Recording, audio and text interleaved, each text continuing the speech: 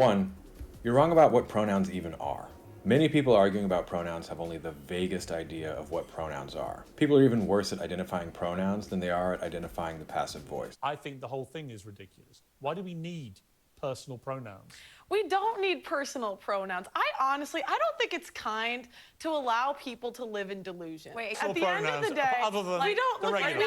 We all know what a language. man and a woman is. Okay, just because you dress like a woman, talk like a woman, act like a woman, it does not make you a woman.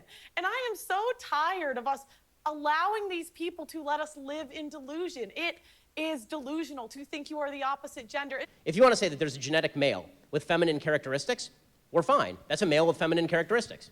Fine, that's fine.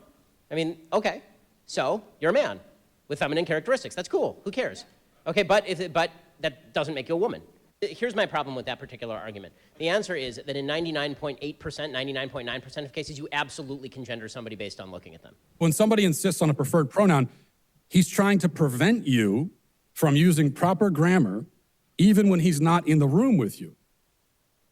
He's saying, whenever you refer to me, even if I'm 10,000 miles away, you must abandon the rules of grammar and parrot whatever gibberish I assign to you. That's not only absurd, it's arrogant in the extreme. He's trying to control what you say about him when he's not even in the room. That's not how language works. There are people in my life who do lots of things that I disagree with, and I don't feel it necessary to launch a conflict on the basis of that every time we meet. But that's a different thing than what the transgender rights movement is saying. What they are saying is that society should cram down on people perceptions about biology that are false, that we should treat it as bigotry if you use the actual biological pronouns for people. This is a form of bigotry and hate, which is nonsense. It's just something you don't like. There are lots of things I don't like. It doesn't mean it's a form of bigotry and hate. That you cannot force people to call you what you want to be called. That is anathema to a free society. I will also not change the idea that we should not indoctrinate children in blatant biological falsehoods like there's no such thing as male and female.